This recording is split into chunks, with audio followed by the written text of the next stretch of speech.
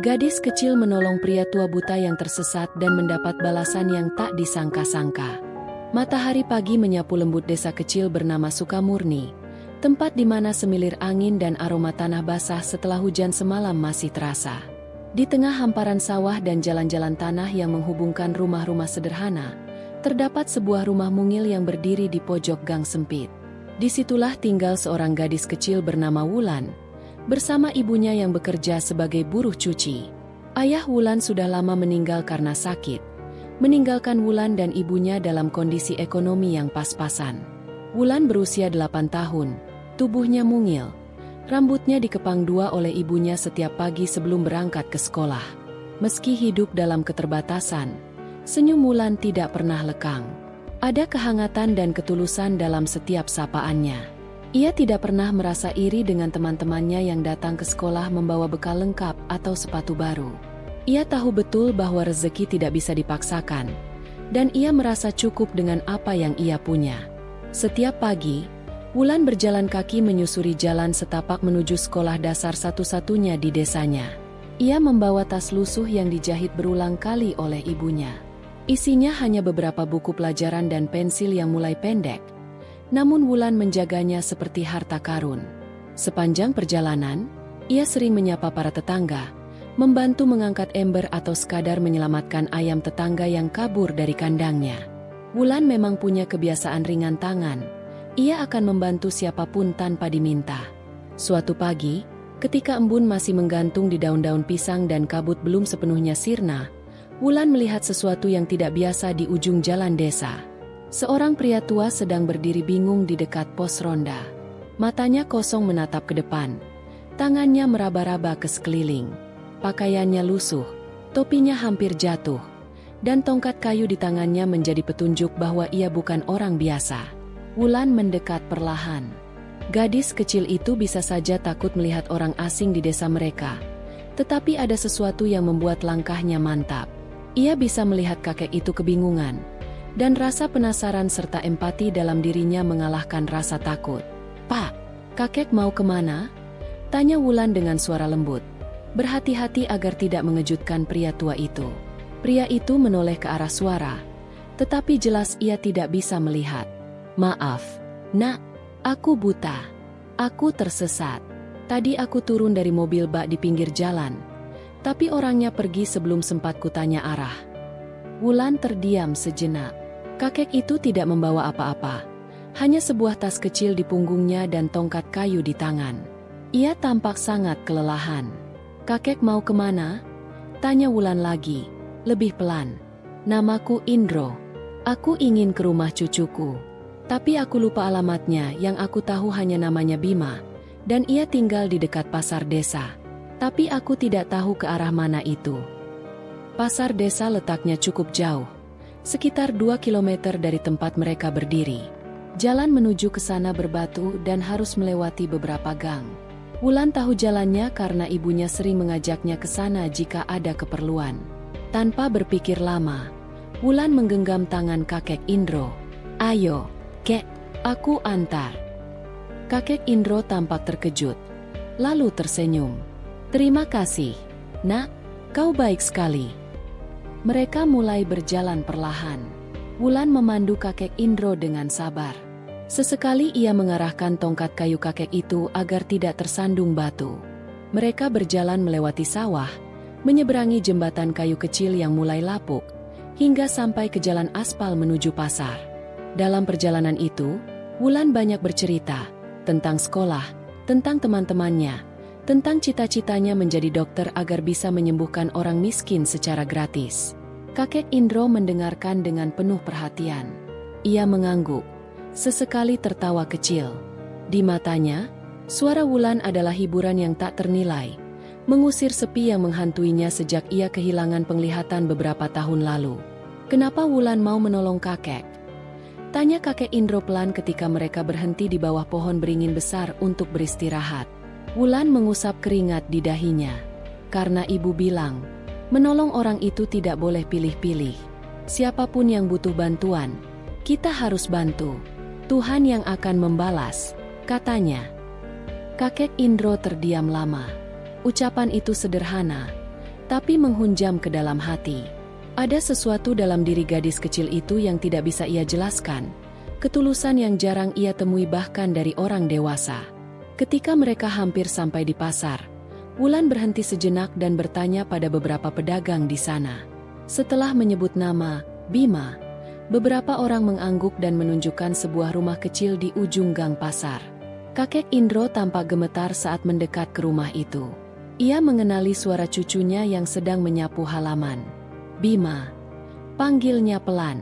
Laki-laki muda itu menoleh, dan matanya langsung membelalak. Kakek, kakek dari mana? Kami mencarimu. Tangisan haru langsung pecah. Bima memeluk kakeknya erat.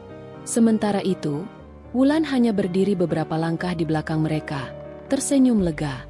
Ia tidak tahu bahwa hari itu akan menjadi awal dari perubahan besar dalam hidupnya. Suasana di depan rumah Bima berubah menjadi penuh kehangatan dan rasa syukur.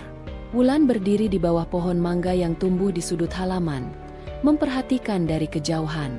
Tangannya meremas tali tasnya yang mulai lusuh. Senyum kecilnya tetap menghiasi wajah. Meski tubuhnya mulai lelah, namun hatinya dipenuhi kebahagiaan melihat kakek Indro telah menemukan cucunya. Bima, lelaki berusia sekitar 25 tahun dengan wajah bersih dan tubuh kurus atletis, masih memeluk kakeknya. Ia terus menatap wajah tua itu dengan mata berkaca-kaca. Kakek, kami benar-benar cemas. Sudah 2 hari kami tidak bisa menghubungimu. Kakak di kota bilang kakek sudah naik mobil bak menuju desa. Tapi kami tak pernah tahu persis di mana kakek turun. Kakek Indro mengangguk pelan. Kakek diturunkan di ujung jalan sana, tapi kakek tak bisa melihat. Lalu kakek berjalan dan duduk di dekat pos ronda, berharap ada yang mengenali, tapi tak ada yang datang. Sampai gadis kecil ini menolong kakek. Bima menoleh ke arah Wulan. Saat itu, mata mereka bertemu. Ada rasa syukur mendalam di mata pemuda itu. Ia melangkah cepat mendekat dan berlutut di hadapan Wulan. Adik, terima kasih. Ya, kalau bukan karena kamu, mungkin kakek masih tersesat entah di mana. Wulan tersipu. Ia menunduk sambil menggenggam jemari tangan kirinya dengan malu-malu. Aku hanya bantu. Lagian kakek sendirian. Aku kasihan. Bima bangkit dan menggenggam tangan Wulan. Kamu tinggal di mana? Siapa namamu? Namaku Wulan. Aku tinggal di gang belakang, dekat rumah Bu Lastri yang jual kue. Rumahku kecil, atapnya seng, jawab Wulan polos. Wulan. Bima mengangguk. Kamu sudah menyelamatkan keluarga kami. Kami nggak akan pernah lupa kebaikanmu. Seketika, pintu rumah terbuka dan seorang perempuan muda keluar tergesa. Rambutnya digelung cepat, masih mengenakan daster. Tampak terkejut saat melihat kakek Indro di depan rumah. Masya Allah, kakek. Sudah ketemu. Iya, Lila. Ini kakek. Dia diselamatkan oleh anak ini, kata Bima sambil menunjuk Wulan. Perempuan itu, Lila, istri Bima, mendekati Wulan dan memeluknya lembut. Terima kasih ya, sayang. Terima kasih sudah mau repot-repot menuntun kakek sampai sini. Wulan merasa hangat dipeluk seperti itu. Walau ia tidak terbiasa, tak banyak orang dewasa yang memeluknya dengan tulus seperti itu kecuali ibunya. Ia merasa seperti mendapat pelukan ibu kedua. Ayo, masuk dulu. Makan dulu. Ya, ibu kamu pasti belum tahu kamu kesini, tanya Lila, mengusap rambut Wulan. Ibu kerja. Biasa nyuci di rumah Bu Rini. Aku ke sekolah, tapi lihat kakek sendirian. Jadi aku temani dulu, jawab Wulan tenang. Lila dan Bima saling berpandangan. Ada rasa kagum yang besar terhadap anak kecil itu. Mereka kemudian membawa Wulan masuk ke dalam rumah. Meski kecil dan sederhana, rumah itu bersih dan tertata rapi. Di ruang tengah, terdapat tikar pandan yang digelar, meja kecil, dan beberapa foto keluarga tergantung di dinding. Wulan duduk di sudut ruangan, sementara Bima menuangkan air putih ke dalam gelas dan memberikannya pada gadis kecil itu. Minum dulu, Wulan. Terima kasih. Sambil minum, Wulan memandangi rumah itu. Ada aroma kayu dan masakan yang menguar dari dapur.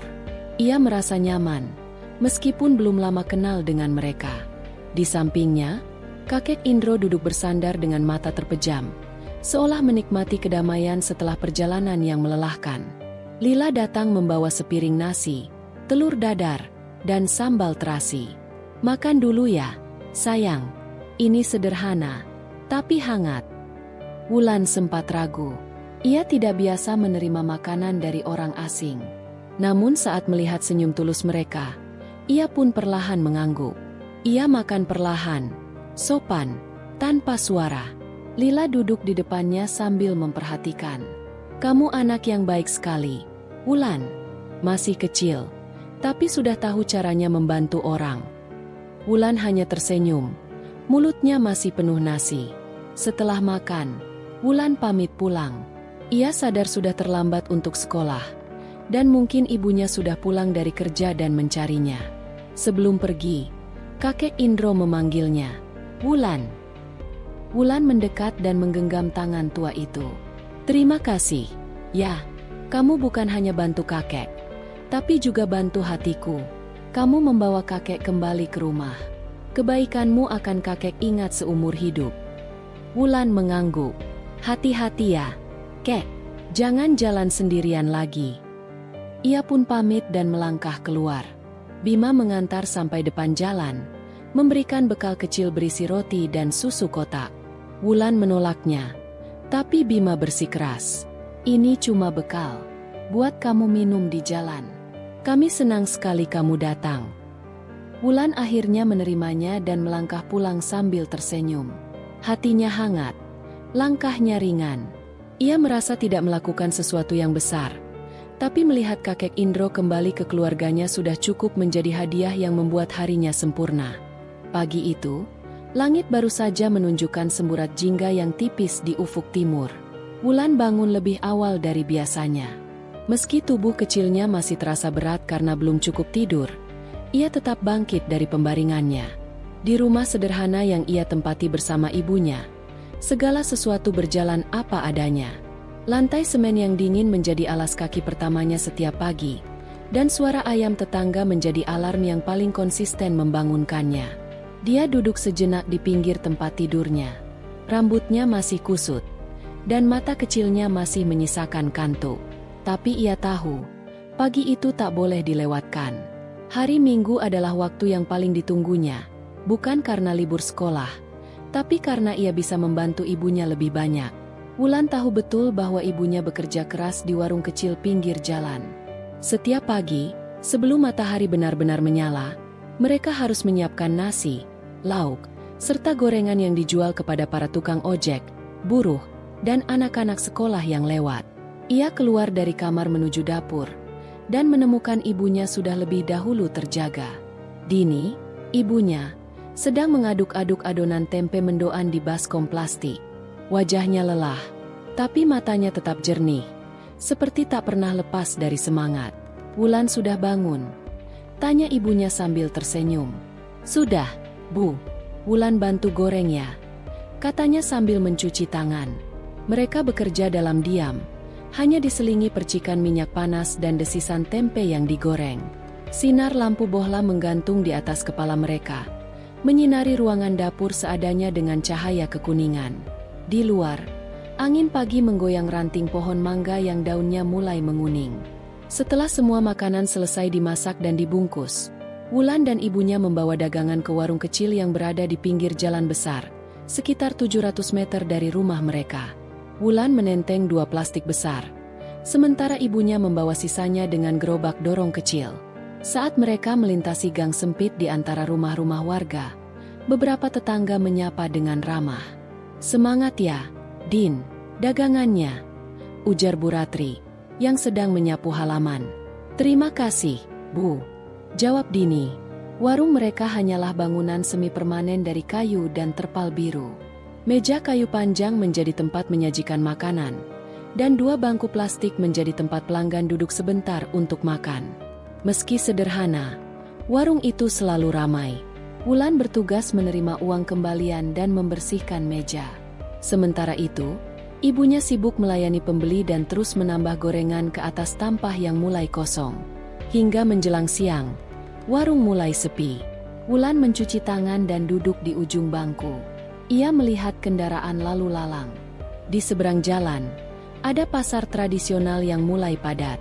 Suara ibu-ibu menawar sayuran, tukang parkir yang meniup peluit, dan pedagang asongan yang berteriak menjajakan dagangannya menjadi latar suasana hari itu. Tiba-tiba matanya tertumbuk pada sosok pria tua yang berdiri agak bingung di sisi trotoar. Pria itu memegang tongkat kayu dan tampak berusaha menyeberang. Namun ia hanya berdiri diam dan sesekali mengangkat tongkatnya ke depan. Beberapa orang yang lewat tampak acuh, tak memperhatikannya. Wulan memperhatikan wajah pria itu dari kejauhan. Alisnya berkerut, dan matanya terlihat kosong. Pria itu buta. Wulan menoleh ke arah ibunya. "Bu, Wulan ke seberang dulu, ya, mau bantu kakek itu." Dini ikut memandang. Ia mengangguk pelan. "Tapi hati-hati ya, jangan lari. Tunggu kalau jalan sepi." Wulan mengangguk dan segera menuruni warung. Ia berjalan cepat ke arah zebra cross, menunggu beberapa detik sampai kendaraan berhenti, lalu melangkah menuju si kakek. Sesampainya di dekatnya, ia berkata pelan, "Kakek, mau kemana? Perlu bantuan?" Pria tua itu tampak tersentak sebentar, kemudian mengangguk perlahan. "Nak, kakek mau cari rumah keponakan kakek. Namanya Jatmiko. Tapi entah kenapa, tadi tukang ojek yang mengantar malah menurunkan kakek di tempat asing. Ini bukan tempat yang biasa." Wulan mencoba memikirkan nama itu. Ia belum pernah mendengar nama Jatmiko, tapi ia merasa harus membantu. "Kakek tinggal di mana?" tanyanya lagi. "Rumah kakek di desa. Kakek baru datang dari terminal. Biasanya dijemput, tapi tadi katanya keponakan kakek lagi kerja." Mata Wulan menyapu sekitar. Ia tahu kawasan itu cukup luas dan banyak ganggang yang rumit. Membiarkan pria tua itu berjalan sendiri jelas bukan pilihan. "Kalau begitu, ikut Wulan dulu, Kek. Kita ke warung ibu. Nanti kita tanya orang sekitar ya. Siapa tahu ada yang kenal." "Kakek Indro." Demikian pria tua itu memperkenalkan dirinya, mengangguk pelan. Ia memegang tongkatnya erat. Namun kini langkahnya terasa lebih mantap karena tangan kecil Wulan menggandengnya. Mereka menyeberang kembali ke arah warung. Beberapa pengendara memperhatikan mereka sejenak, tapi tak satu pun yang bertanya. Sesampainya di warung, Dini menyambut dengan ramah. "Kek, silakan duduk dulu. Mau minum teh hangat?" Kakek Indro tersenyum, meski wajahnya tetap menyeratkan kebingungan. "Terima kasih, Bu." Kakek benar-benar bingung, jalanan sekarang terasa asing semua. Dini menuangkan teh ke dalam gelas plastik. Wulan lalu memulai bertanya pada orang-orang yang datang, baik pelanggan maupun pedagang sayur di dekat warung. Ia bertanya apakah ada yang kenal Jatmiko, tapi hasilnya nihil. Tak ada yang mengenal nama itu. Namun Wulan tak menyerah. Dalam benaknya, ia merasa belum waktunya melepaskan kakek Indro begitu saja. Ada sesuatu dalam hati kecilnya yang mendorongnya terus, entah itu rasa kasihan atau empati, atau sesuatu yang lebih dalam. Yang jelas, ia tak ingin kakek itu merasa sendirian. Di warung kecil milik Dini, waktu terasa berjalan lebih lambat dari biasanya. Kakek Indro duduk tenang di bangku plastik sambil menggenggam gelas teh hangat yang baru saja diberikan oleh Dini. Ia menyesap perlahan, dan dari raut wajahnya, Wulan bisa menebak bahwa hangatnya teh sedikit mengurangi kegelisahan di dada pria tua itu. Wulan tidak hanya memperhatikan, ia juga merasakan. Ada ketegangan yang belum pergi dari gerak-gerik tubuh kakek Indro. Meski ia sudah duduk, meski sudah dibantu, rasa tersesat tak bisa langsung hilang begitu saja. Hatinya masih gelisah, seperti seseorang yang tahu bahwa ia tidak seharusnya berada di tempat itu. "Ibu, Wulan ke ujung gang sebentar ya. Mau tanya-tanya lagi, siapa tahu ada yang kenal Jatmiko," ujar Wulan dengan penuh semangat. Dini menoleh sambil meletakkan tampah gorengan yang baru diangkat dari wajan. "Jangan lama-lama ya, Lan.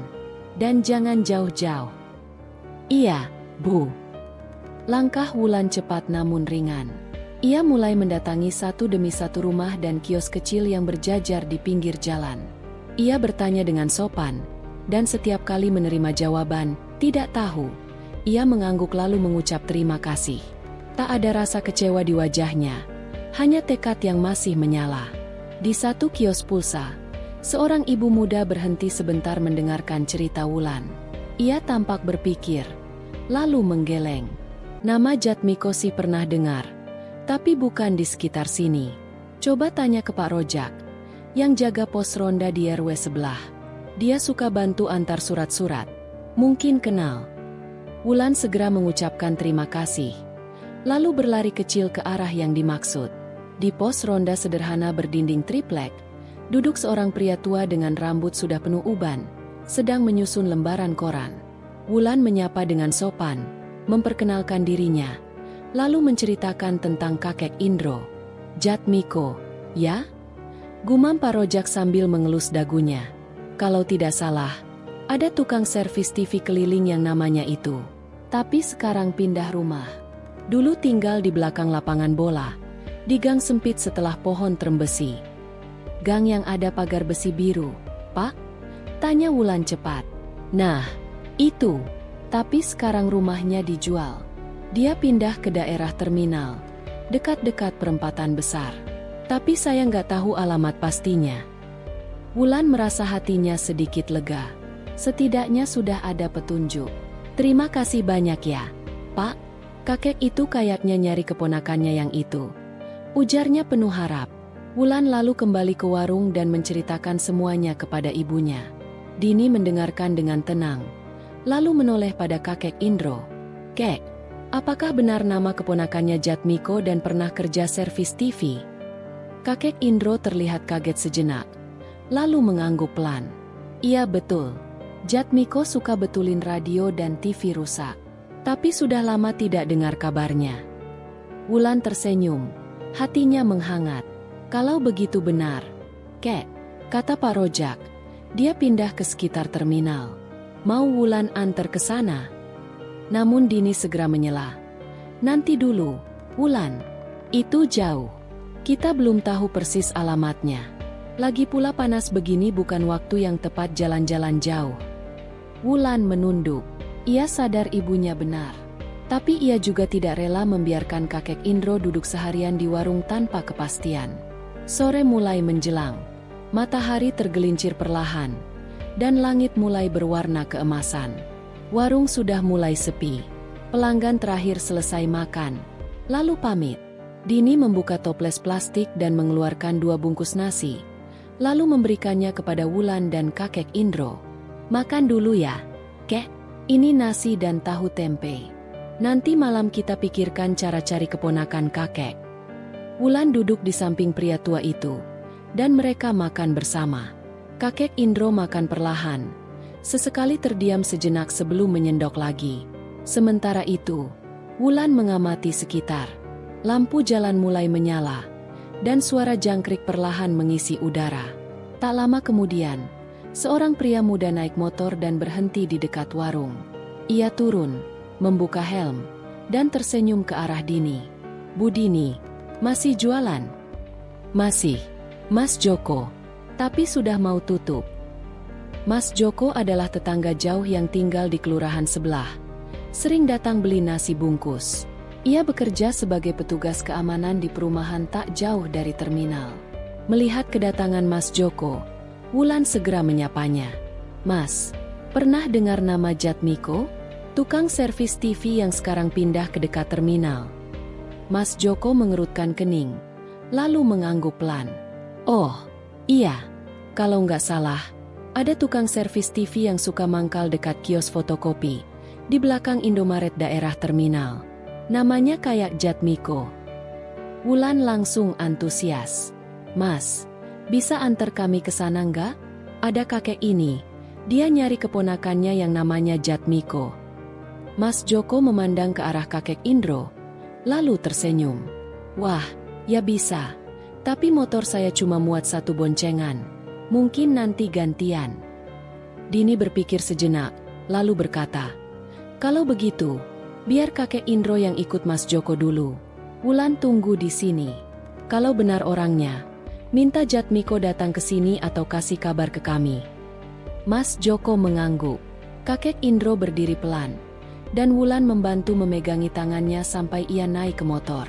Hatinya agak berat melepaskan, tapi ia percaya bahwa itu jalan terbaik. Wulan doakan semoga itu benar keponakan kakek ya, katanya pelan. Motor itu melaju perlahan meninggalkan warung, sementara Wulan duduk kembali di bangku dengan mata tak lepas dari jalanan yang mulai gelap. Pagi kembali menyapa desa Sukamurni dengan kesunyian lembut yang menjadi ciri khasnya.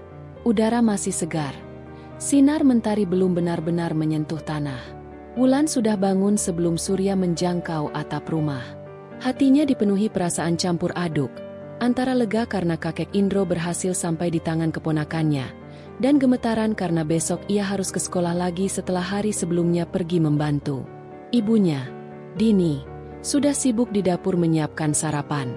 Bunyi desisan wajan dan gemericik air menjadi pemandu irama pagi mereka. Meski rumah sederhana, penuh dengan kehangatan yang lahir dari cinta sederhana seorang ibu dan anaknya. Wulan menyiapkan sarapan 2 piring, lalu membawanya ke ruang tengah tempat ayah tirinya sering duduk tak banyak bicara saat pagi. Usai sarapan, Wulan mencuci piring dan bersiap berangkat ke sekolah. Ia mengenakan seragam putih biru yang masih layak, meski sepatu sekolahnya sudah mulai longgar dan tasnya robek di bagian sudut. Semua itu tidak menyurutkan rasa bangganya ketika melangkah keluar rumah dengan bekal ketulusan yang begitu kuat.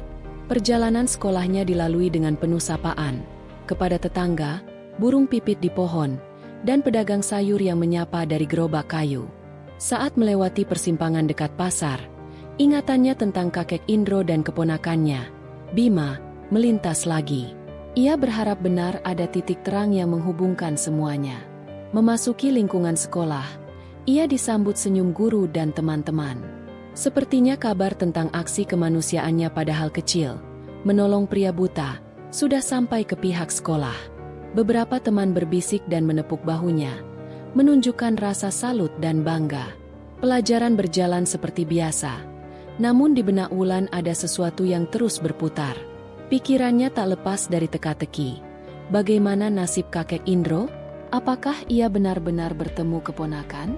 Atau nanti akan terulang hal mengecewakan jika tak akur dengan keluarganya?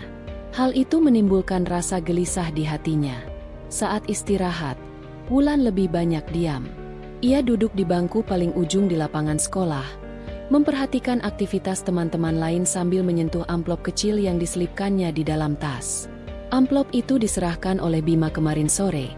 Isi surat terima kasih untuk Wulan dari keluarga kakek Indro. Meski belum selesai baca, perasaan hangat sudah mengalir di hatinya. Dia membuka amplop saat bel istirahat berbunyi tenang. Surat itu disodorkan kepada guru piket, lalu dibuka perlahan di bangku dekat pohon. Tulisan tangan Bima sederhana. Kepada Wulan yang hebat dan berhati emas, terima kasih atas kemurahan hati dan keberanianmu. Kakek Indro sudah aman di rumah, dan keluarga kami merasa sangat terbantu. Tolong terimalah sedikit tanda cinta dari kami. Semoga Tuhan membalas segala kebaikanmu. Salam hangat, Bima Alila. Wulan menatap huruf-huruf itu lalu menatap barisan anak belajar di bawah ruangan sekolah. Air matanya menitik, bukan karena sedih, melainkan haru mendalam. Ia menutup amplop dengan hati yang lapang dan membalikannya ke dalam tas, siap menyimpannya sampai pulang nanti. Suasana kelas berlanjut setelah istirahat. Wulan kembali fokus mendengarkan pelajaran matematika yang dibawakan guru berdasi merah. Namun pikirannya sesekali melayang, memikirkan masa depan kakek Indro. Ia berharap agar keponakan kakeknya, Bima, bisa merawatnya dengan baik. Saat bel pulang berbunyi, Wulan segera mengemasi tasnya dengan cekatan. Di luar kelas, teman-teman berkerumun. Beberapa menambah keramaian kelas dengan bertanya tentang surat terima kasih itu. Wulan hanya tersenyum, membalas sapaan mereka dengan sopan. Ia merasa senang bisa membantu, tapi sengaja menjaga agar enggan dibesar-besarkan. Di jalan pulang, ia menyusuri gang sempit menuju pasar. Langkahnya ringan, tapi rasa penasaran menghantui hatinya. Ia berjalan pelan, berharap melihat Bima atau seseorang dari keluarga kakek Indro, hingga akhirnya tiba di warung ibunya sekitar sore. Udara hangat menyelimuti desa yang mulai sepi. Sampai di warung, Ia melihat Dini sedang mengepulkan asap dari wajan gorengan. Gerobak warung dipenuhi lauk sederhana. Tapi suasananya riuh, karena dua sosok mengenakan kaos polos dan topi, tengah duduk sambil berbincang pelan. Wulan mengenali mereka. Itu Bima dan teman pegawai toko kelontong dekat terminal. Mata Bima menyapu satu sudut saat melihat Wulan masuk. Senyumnya langsung muncul. Wulan membalasnya dengan tenang. Ia berjalan menghampiri dan duduk di bangku kayu. "Wulan, makasih ya sudah bantu kakek Indro." Pembicaraan Bima langsung mengalir. "Iya, Mas, aku cuma bantu semampuku," jawab Wulan sembari menyunggingkan senyum lembut. Bima menatap ibunya, lalu melanjutkan. "Ibu bilang kalau kakek sekarang sudah nyaman. Tapi saya juga ingin ngomong ini. Kami ingin membantu keluargamu juga, seperti mengucapkan terima kasih yang tulus." Dini tampak bijak. "Kalian sudah membantu kakek. Itu lebih dari cukup. Tapi kalau memang ingin bantu, saat ini pendidikan Wulan yang paling utama." Bima mengangguk hormat, lalu menyerahkan satu amplop tebal. "Ibu dan saya menyisihkan bantuan sekolah Wulan selama setahun. Semoga membantu." Wulan tertegun. Air mata langsung membasahi pipinya. Ia menunduk, lalu menatap ibunya. Dini memeluknya erat. "Wulan, ini benar-benar berkah," bisik ibu. Wulan menggenggam amplop itu dengan rasa syukur. Ia tak pernah membayangkan dapat bantuan seperti ini. Bantuan yang akan membuka jalan ke masa depan lebih baik. Selepas itu, suasana hangat menyelimuti warung. Pelanggan kecilnya tampak senang. Pedagang sayur menyapa dengan tawar-menawar ringan, dan beberapa suara canda terdengar. Semua kembali semarak meski membawa kisah luar biasa. Ketika senja menyapa, Dini menutup warung lebih awal. Ia mengajak Wulan dan Bima duduk di depan, membicarakan rencana ke depan. Bima berencana akan menghubungi sekolah untuk menyerahkan bantuan, serta membicarakan cara agar Wulan bisa mendapatkan fasilitas pendidikan yang layak, termasuk buku dan seragam lengkap. Malam pun menjelang. Wulan menatap langit terbuka dari pintu warung, menyaksikan bintang mulai bermunculan. Hatinya penuh rasa syukur yang belum pernah ia rasakan sebelumnya. Ia tahu perjalanan ini bukan akhir, tapi justru awal dari sebuah kisah yang lebih besar. Pagi berikutnya dibuka kembali dengan ritme yang sama, meski di dalam diri Wulan ada rasa berbeda. Hatinya kini dihiasi harapan dan rasa tanggung jawab yang besar. Ia menyadari dunia kecilnya telah berkembang jauh, bukan hanya di lingkungan sekolah, tapi kini merambat hingga ke hati orang tua yang pernah ia bantu, dan kini menolong balas balik mereka. Di ruang kelas, guru memberi tugas membaca cerita inspiratif. Wulan mendengarkan, namun pikirannya melayang. Gambar tentang kebaikan dan pengorbanan kini tidak lagi abstrak. Ia mengamati roda nasib dan berharap agar ia bisa terus melangkah di jalan yang benar. Setelah bel pulang, ia kembali berjalan menuju warung ibunya. Namun di kepalanya berputarlah banyak gagasan tentang pelajaran, tentang bantuan 1 tahun dana sekolah yang diterimanya dari Bima, dan terutama tentang bagaimana membagi ilmu dan inspirasi itu ke teman-temannya. Ia merasa ada tanggung jawab yang tumbuh, agar ketulusan kecilnya bisa menginspirasi lebih banyak orang. Saat tiba di warung, ia melihat suasana hangat. Bima kembali hadir. Kali ini membawa 2 siswa SMP yang ikut membantu membersihkan halaman atau menyusun gorengan untuk warung. Ternyata, berkat cerita Dini dan Bima, beberapa teman sebayanya dari sekolah menengah setempat kini datang membantu tanpa pamrih. Mereka menyediakan waktu sore hari untuk bergotong royong, membersihkan warung dan tempat sekitarnya, sebagai tanda terima kasih atas tindak kebaikan Wulan. Para tetangga, termasuk pedagang sayur dan tukang parkir, ikut menyumbang tenaga dan barang, karung beras kecil, minyak goreng, bahkan tanaman hias untuk mempercantik warung. Ruang kecil itu berubah menjadi simbol kebersamaan, dibangun oleh kebaikan dan disiplin. Wulan duduk di tengah kerumunan anak-anak seusianya yang membantu. Mereka nampak antusias. Beberapa menyusun mie instan di dalam rak sederhana, beberapa mengepel lantai, beberapa lainnya menyapu halaman. Wulan mengawasi dengan hati-hati, memandu mereka agar tetap rapi dan selamat. Dini datang membawa minuman hangat. "Anak-anak, istirahat sebentar ya," ajaknya ramah. "Nanti kita lanjut lagi." Anak-anak mengangguk riang dan berkumpul ke sudut kecil.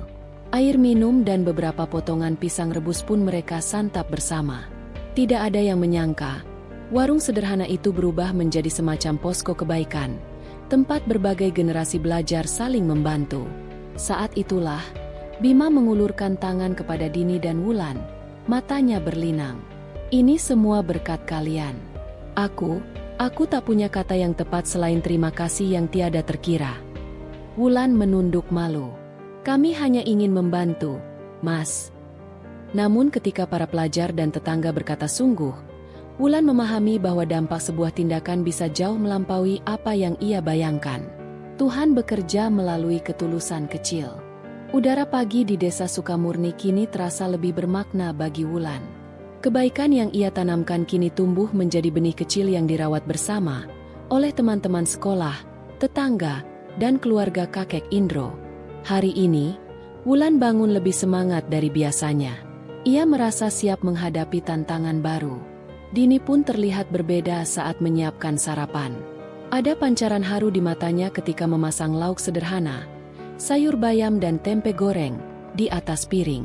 Saat Wulan membantu menata meja, Dini berkata lembut, "Mulai hari ini, kau tak hanya anak sulung di rumah, tapi juga inspirasi kecil yang dirindukan orang banyak. Jaga itu, ya."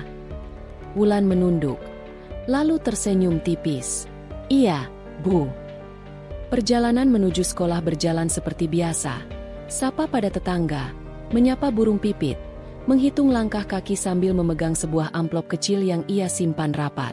Amplop itu berisi surat susulan dari Bima berikut janji bantuan pendidikan dan undangan menghadiri pertemuan kecil di musala desa malam ini. Di sekolah, Wulan mulai merasakan aura berbeda. Namun, ia tetap rendah hati, ramah, tidak menonjol, hanya sigap melakukan tugasnya. Beberapa guru tersenyum hangat, sesekali menyapa dan menyemangatinya. Saat istirahat, dua teman SMP yang datang untuk gotong royong kemarin menemuinya, lalu berdiri di samping meja kantin sederhana. "Wulan, malam ini di musala ada acara kumpul orang tua dan warga. Pak RT ingin kamu, Ibu, dan Bima hadir. Katanya punya rencana besar," ujar salah satu teman dengan mata berbinar. Wulan terkejut. "Rencana apa ya?" Temannya tersenyum. "Aku juga dengar kabar, tapi belum jelas. Itulah kenapa kamu semua penting di sana." Dini mengantar Wulan dan teman-teman pulang hari itu. Saat matahari sudah mulai meredup, mereka berjalan bersama ke musala kecil tak jauh dari pasar. Keluarga kakek Indro, Bima, Lila, bahkan beberapa saudara, telah hadir, serta para pemuda desa, guru, dan ketua RW. Suasana agak semarak, namun tetap terjaga kehikmatannya. Pak RT membuka pertemuan dengan sambutan hangat. Ia mengenalkan Wulan sebagai inspirasi kecil yang telah menyebarkan kebaikan tanpa pamrih, kemudian membiarkan Bima memaparkan idenya. "Kami ingin mengenalkan program beasiswa anak desa, berkat inisiatif Wulan dan keluarga Pak Hartono serta dukungan dari saya pribadi," ujar Bima dengan nada tulus. Programnya sederhana, dana sekolah bagi beberapa anak berprestasi yang membutuhkan, ritual pengumpulan buku bekas, dan sesi belajar tambahan di musala. Ruangan dipenuhi tepuk tangan. Guru-guru dan warga mengangguk penuh dukungan. Pak RT melanjutkan, "Saya setuju. Saya siap menganggarkan dari dana desa serta menggalang sumbangan sukarela untuk mewujudkan ini. Tapi kita butuh koordinator yang bisa dipercaya." Semua menoleh ke arah Wulan. Wajah kecilnya memerah, campuran antara terkejut dan malu. Dini menggenggam tangan putrinya. Bima memberikan senyuman penyemangat. Wulan berusaha menenangkan diri. Pelan, ia angkat suara. Saya siap membantu, Pak. Saya ingin belajar bersama teman-teman dan tularkan semangat yang saya dapat." Riuh tepuk tangan pecah lagi. Suara kasikuan dan kekaguman dari para hadirin memenuhi udara. Di tengah tepuk tangan itu, Wulan menatap ibunya dan Bima, lalu menunduk perlahan. Di benaknya, rasa tanggung jawab kini berlipat ganda. Pagi menyambut desa Sukamurni seperti biasanya. Namun kini Wulan bangun dengan rasa antusias yang berbeda. Ia menyadari bahwa setiap tindakan kecil bisa memicu gelombang kebaikan yang besar. Sejak malam pertemuan di musala, banyak hal berubah. Banyak anak desa meminta agar mereka bisa bergabung dalam program belajar tambahan atau berbagi buku yang sudah tak terpakai. Di benak Wulan tumbuh gagasan, bukan sekadar menyalurkan bantuan, tapi menciptakan suasana belajar dan kebersamaan yang menyenangkan. Saat di kelas, pikirannya melayang memikirkan kurikulum untuk malam nanti. Ia membayangkan menanamkan semangat membaca, menulis, dan menjelaskan nilai kejujuran pada teman-temannya. Membuat papan tulis, mengorganisir jadwal dan materi kecil. Hal ini semua tampaknya sederhana, namun memerlukan kerja keras dan kerapian. Di warung ibunya usai sekolah, muncul gagasan lain. Anak-anak yang membantu Fest sudah berbeda energi. Mereka tampak antusias, bekerja tanpa diminta. Ia ingin memperluas itu, mengundang teman-teman di sekolah dan tetangga untuk bergabung. Ia menghubungi 2 teman SMP itu dan mereka siap membantu membuat spanduk sederhana dari kain bekas serta menggambar di atas karton. Ketika senja datang, mereka berkumpul di musala. Anak-anak datang dengan membawa buku, pensil, bahkan lampu belajar sederhana. Wulan pun memulai membaca puisi pendek, lalu mengajak peserta berdiskusi, apa arti puisi itu. Suasana berubah menjadi hangat dan dinamis. Suara anak-anak membaca, bertanya, menyebutkan pengalaman mereka sekolah. Semuanya berjalan alami. Hingga Bima dan Lila datang membawa kotak berisi snack dan minuman. Diskusi makin luas. Wulan mengajak anak-anak membuat kesepakatan, belajar disiplin, saling membantu, dan bertutur sopan setiap pertemuan. Anak-anak setuju, meski terkadang tertawa saat harus berjanji di muka kawan. Lila memberikan ide untuk membuat sudut cerita, tempat seseorang bisa berdiri dan membaca cerita pendek di hadapan teman-teman. Suasana perdana itu mengalir tanpa hambatan. Anak-anak bergiliran membaca cerita tentang persahabatan dan kejujuran. Di antara mereka, ada yang terlihat gugup tapi berani maju, dan selalu disambut tepuk tangan hangat dari yang lainnya. Di tengah acara, seorang tetua desa memperhatikan. Beliau berdiri dan memuji inisiatif. Kalian telah menunjukkan bahwa anak desa juga bisa memimpin. Nilai jujur dan kerjasama tidak kalah dibanding anak kota. Tepuk tangan kembali pecah. Malam semakin larut. Pantauan Wulan terhadap anak-anak memastikan semua selesai apa yang mereka bawa. Ia menutup dengan doa dan ucapan terima kasih atas perhatian banyak pihak yang sudah menyumbang buku, yang datang mendukung, dan yang hadir belajar. Program belajar tambahan yang awalnya diharapkan beberapa anak, kini berkembang. Ada yang datang dari luar desa, karena termotivasi lewat cerita yang tersebar. Hingga penduduk desa sebelah ikut mengirim anak-anaknya. Wulan pun menyadari, ekspektasi harus diimbangi sumber daya.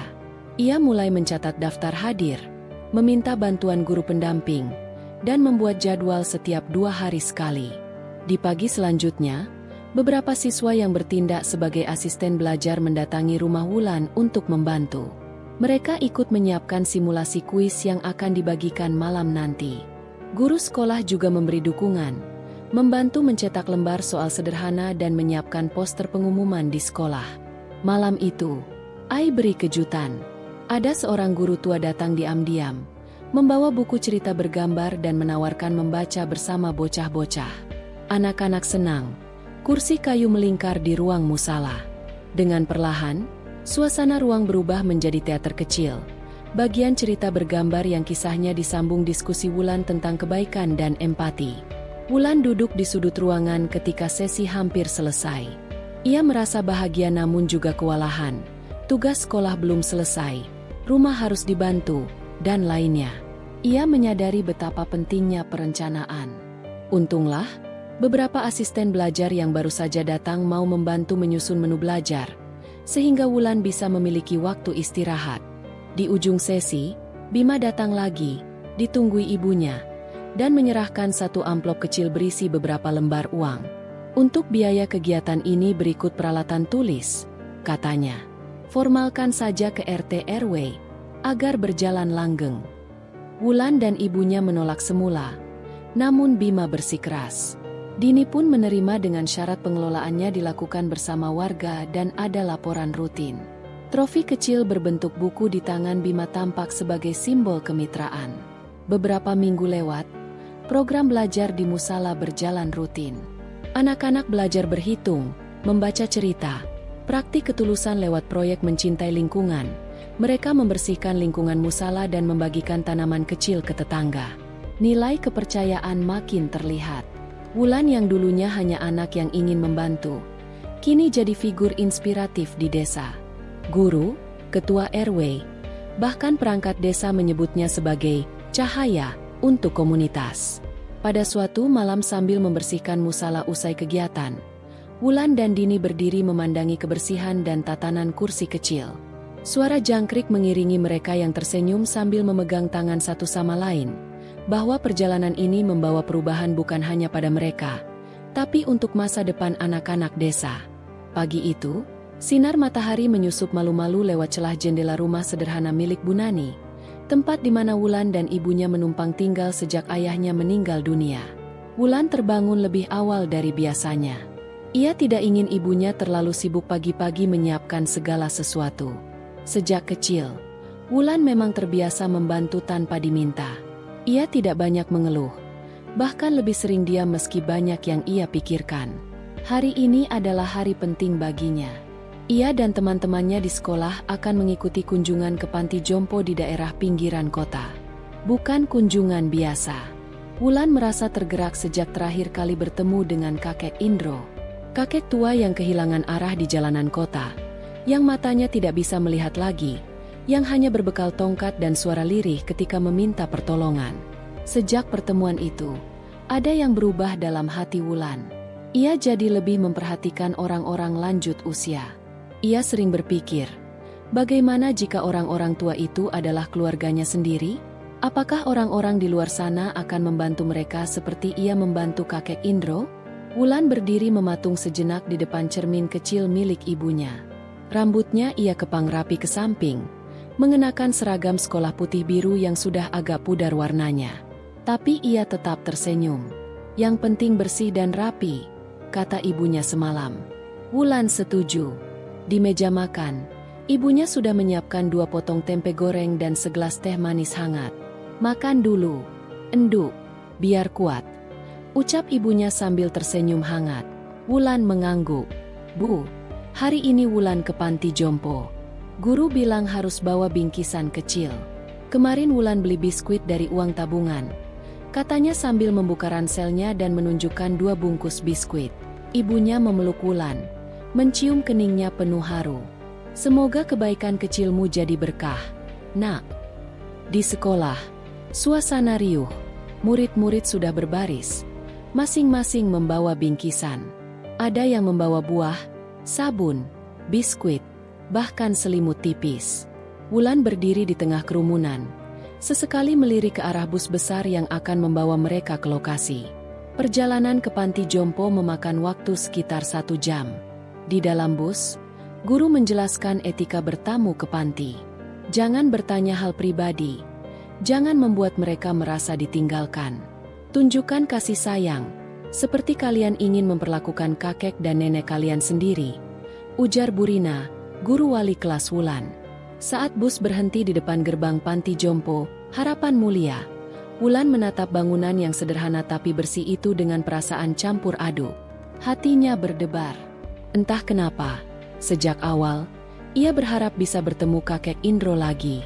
Namun ia tahu, itu kemungkinan kecil. Bukankah waktu itu kakek Indro berkata ia sedang menuju rumah anaknya di luar kota? Murid-murid dibagi ke dalam kelompok. Wulan memilih kelompok kecil yang dipimpin Bu Rina, yang bertugas membagikan makanan dan menghibur para lansia. Mereka masuk ke aula tempat para penghuni panti sedang duduk menanti tamu kecil mereka. Wajah-wajah keriput menampilkan senyum yang menyentuh. Sebagian menyeka air mata. Beberapa tertawa kecil melihat keramaian yang membawa kehidupan pada hari mereka. Wulan melangkah pelan ke arah seorang nenek yang duduk sendiri di sudut ruangan. Ia memperkenalkan diri, lalu mengeluarkan sepotong biskuit dari tasnya. "Nek, ini buat nenek," katanya. Nenek itu menggenggam tangan Wulan. Suaranya parau namun lembut. "Terima kasih, Nak. Jarang ada anak sepertimu. Apa kamu sering ke sini?" Wulan menggeleng. "Baru pertama kali, Nek. Tapi Wulan senang bisa datang." Mereka berbicara cukup lama. Nenek itu, yang memperkenalkan dirinya sebagai Nenek Aminah, bercerita tentang masa mudanya yang gemar menjahit dan membuat baju. Ia menunjukkan beberapa potong baju hasil karyanya yang masih tersimpan rapi. Wulan memperhatikan dengan seksama, mengagumi kerajinan tangan itu. Di tengah-tengah kunjungan, Bu Rina mengumumkan bahwa akan ada sesi hiburan kecil. Beberapa murid tampil menyanyi, membaca puisi, dan menari. Wulan tidak ikut tampil, tapi ia tetap duduk di samping Nenek Aminah, menggenggam tangan keriput itu sambil sesekali ikut bersenandung. Saat pertunjukan selesai, seorang petugas panti jompo menghampiri Bu Rina. Terlihat mereka berbicara serius. Wulan yang melihat itu penasaran, namun tak berani bertanya. Setelah selesai, Bu Rina berjalan ke tengah ruangan dan berkata, "Anak-anak, hari ini kita juga kedatangan penghuni baru di panti. Beliau buta, dan baru saja dibawa oleh keluarganya ke sini karena tidak ada yang bisa mengurus." Hati Wulan terlonjak. Ia merasa napasnya tercekat. "Buta?" bisiknya pelan. Tak lama, seorang pria tua dipapah masuk oleh dua petugas. Ia memakai jaket lusuh, tongkat di tangan kanan, dan wajah yang tak asing. "Wulan," kata pria itu pelan. Jantung Wulan seakan berhenti berdetak. Ia melangkah cepat, berdiri di depan pria tua itu, dan menatap wajahnya dengan mata yang membesar. "Kakek Indro." Kakek Indro tersenyum pelan. "Suaramu aku ingat." Air mata menetes dari mata Wulan. Ia menggenggam tangan kakek Indro erat. "Kenapa kakek di sini? Bukankah kakek sudah pulang ke rumah anak kakek?" Petugas panti menjawab, "Keluarga beliau menyerahkannya kemarin. Katanya tidak sanggup mengurus." Wulan memeluk kakek Indro erat. Semua kenangan ketika ia membantu kakek itu di jalan raya terputar kembali di benaknya. Ia merasa sedih, kecewa, dan marah bercampur jadi satu. Tapi kakek Indro tetap tersenyum tenang, seperti tidak ada beban di wajahnya. "Semuanya baik-baik saja, Wulan," ucap kakek itu pelan. "Yang penting aku masih bisa bertemu orang baik sepertimu." Hari itu menjadi titik balik bagi Wulan. Ia tidak lagi menganggap kunjungan ini hanya tugas sekolah. Baginya, ini adalah panggilan hati. Ia berbicara dengan Bu Rina, menyampaikan keinginannya untuk sering datang ke panti jompo itu. Ia ingin membantu semampunya, meski hanya dengan menemani bercerita atau mendengarkan keluh kesah. Sore harinya, sebelum pulang, Wulan duduk bersama kakek Indro di bangku kayu dekat taman kecil di dalam panti. Angin sepoi bertiup, dan suara burung gereja terdengar samar di kejauhan. "Kakek tidak marah sama anak kakek?" tanya Wulan hati-hati. Kakek Indro menggeleng pelan. "Tidak, Wulan. Kadang orang punya beban yang tidak bisa dijelaskan. Mungkin anakku punya alasan sendiri. Yang penting, aku tetap hidup, dan hari ini aku bahagia karena bertemu kamu lagi." Wulan menatap langit yang mulai memerah. "Kalau begitu, mulai sekarang, Wulan akan sering datang. Kakek gak akan sendiri." Kakek Indro mengangguk pelan. "Terima kasih, Nak. Itu lebih dari cukup untukku." Ketika bus sekolah mulai bergerak meninggalkan halaman panti jompo, Wulan duduk di tepi jendela, menatap bangunan itu dengan perasaan yang tak bisa dijelaskan. Di hatinya, ia merasa ada tanggung jawab yang lebih besar dari sekadar belajar atau bermain. Ia ingin menjadi seseorang yang membawa arti dalam hidup orang lain, seperti ia membawa kakek Indro kembali ke pelukannya hari ini. Dan di sudut taman itu, kakek Indro duduk diam, mendongak ke langit yang mulai gelap, dengan senyum yang tak kunjung luntur dari wajahnya.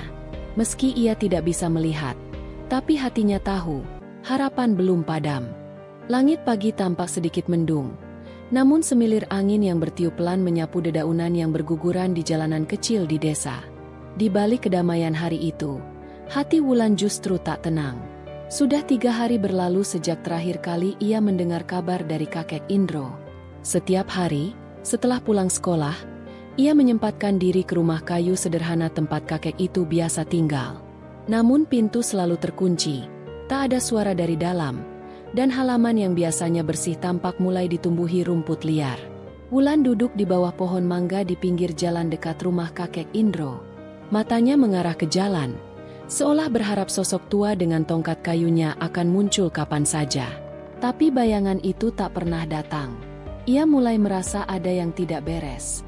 Malam harinya, ia mencoba berbicara dengan ibunya tentang perasaannya. "Bu, boleh nggak Wulan ke kota lagi? Mau cari kakek Indro." Wulan khawatir banget. Ibunya yang sedang melipat pakaian menoleh, menghela napas, lalu mengangguk pelan. "Tapi kamu harus janji pulang sebelum gelap. Ibu tahu kamu sangat peduli sama beliau, tapi kamu juga harus jaga diri." Hari berikutnya, Wulan bersiap lebih awal dari biasanya. Ia membawa bekal roti, air minum, dan uang hasil menabungnya. Ia naik angkot kecil ke kota, lalu berjalan kaki ke rumah sakit tempat terakhir kali kakek Indro diperiksa. Petugas rumah sakit mengenali Wulan dan memberinya sedikit informasi. Kakek Indro sempat datang 2 hari lalu, tapi setelah itu tidak kembali lagi. Dengan langkah berat, Wulan menyusuri setiap sudut kota yang pernah ia datangi bersama kakek. Ia bahkan menyapa beberapa pedagang kaki lima dan menanyakan apakah mereka melihat seorang pria tua buta. Namun hasilnya nihil. Kaki kecilnya mulai pegal, tapi hatinya belum menyerah. Di sebuah taman kota yang cukup luas, Wulan berhenti dan duduk di bangku kayu. Ia membuka bekalnya dan makan perlahan. Di sekelilingnya, anak-anak kecil berlarian, para orang tua bercengkrama, dan seorang pengamen memainkan gitar. Tapi tidak ada yang ia cari. Tiba-tiba seorang pria tua dengan pakaian compang-camping duduk di ujung bangku yang sama. Ia membawa sebuah kantong plastik berisi barang-barang bekas. Sekilas Wulan memperhatikan pria itu, lalu menyadari ada sesuatu yang aneh. Tongkat kayu yang dipakai pria itu mirip sekali dengan milik kakek Indro. "Pak, maaf, boleh Wulan tanya sesuatu?" Pria itu menoleh perlahan. Sorot matanya kosong. "Ia buta." "Iya, Nak." "Apa Bapak kenal dengan kakek Indro?" "Dia juga tunanetra. Bapak mirip sekali dengan beliau." Tiba-tiba pria itu terdiam. Sejenak ia menunduk, lalu tertawa kecil. "Aku Indro, Wulan." Suara itu membuat Wulan terpaku. Ia menatap lekat-lekat wajah pria itu. Rambut yang lebih panjang, janggut yang tidak terawat, dan pakaian lusuh membuatnya nyaris tak mengenali. Tapi benar, itu adalah suara kakek Indro. "Kakek, kenapa jadi seperti ini? Kakek kemana saja?" Kakek Indro menarik napas panjang. "Kakek pergi dari rumah itu, Wulan. Ada sesuatu yang harus kakek selesaikan. Tapi kakek nggak sangka kamu akan mencariku sejauh ini." Wulan menahan air mata. Ia menggenggam tangan kakek erat-erat. "Mari pulang, Kek. Wulan akan bantu. Jangan seperti ini." Tapi kakek Indro menggeleng pelan. "Belum bisa, Nak. Kakek masih punya satu janji yang belum terpenuhi." Wulan menatapnya bingung. "Janji apa, Kek?" "Janji untuk menemukan anakku." Ucapan itu membuat Wulan terdiam. Ia belum pernah mendengar cerita ini sebelumnya. Dalam benaknya, kakek Indro adalah seorang yang hidup sendiri tanpa keluarga. Kini ia merasa ada cerita yang selama ini disembunyikan.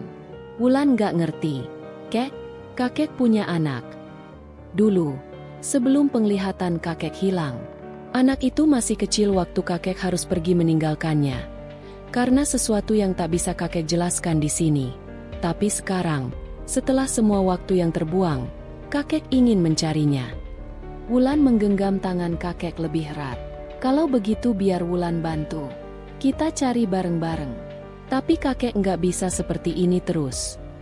Kakek Indro tersenyum kecil. Matanya yang buta menatap ke langit seakan mencari harapan. "Kakek tahu kamu anak baik. Tapi perjalanan ini nggak mudah. Anak kakek kemungkinan besar sudah dewasa sekarang. Mungkin sudah berkeluarga. Mungkin juga sudah lupa. Tapi setidaknya kakek nggak sendiri." Hari itu, Wulan memutuskan untuk tidak pulang dulu. Ia membawa kakek Indro ke warung makan kecil dan membelikannya makanan hangat. Lalu, ia membantu kakek membersihkan diri di rumah penampungan dekat stasiun. Dengan bantuan penjaga, mereka mendapat tempat istirahat untuk malam itu. Di malam yang dingin itu, kakek Indro mulai membuka lembaran masa lalu. Ia bercerita tentang istrinya yang telah lama meninggal karena sakit.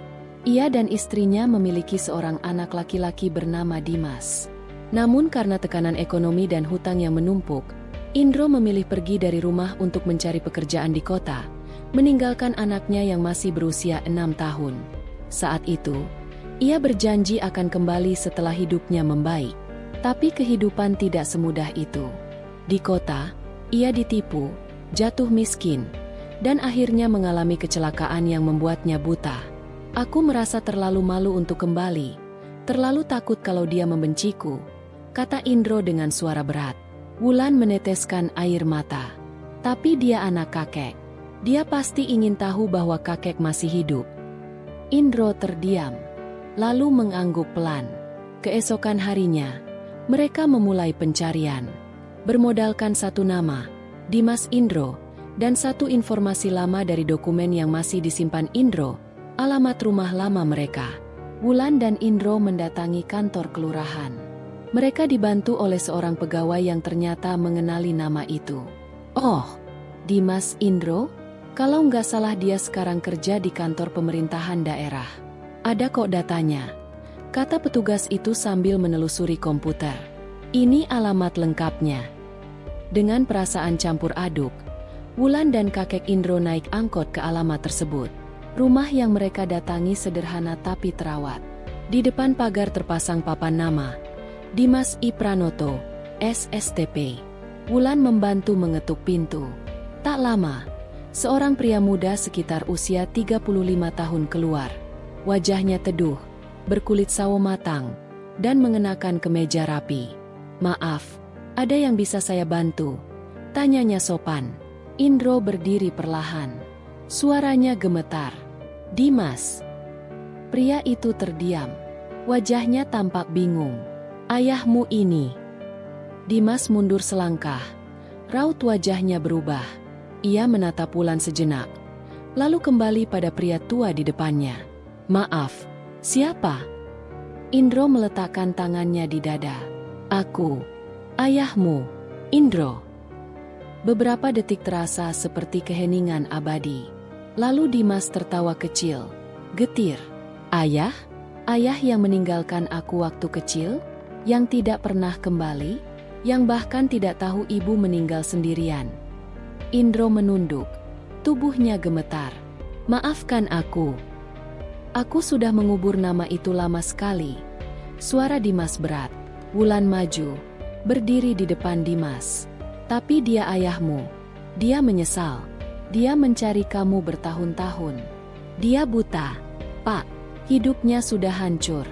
Tapi dia tetap berharap bisa memeluk anaknya lagi. Dimas menatap Wulan. Wajah gadis kecil itu bersih, polos, dan jujur. Perlahan pandangannya kembali pada Indro. Ia terdiam lama. Sangat lama. Lalu tanpa kata-kata, ia melangkah maju dan memeluk ayahnya. Tangis meledak seketika.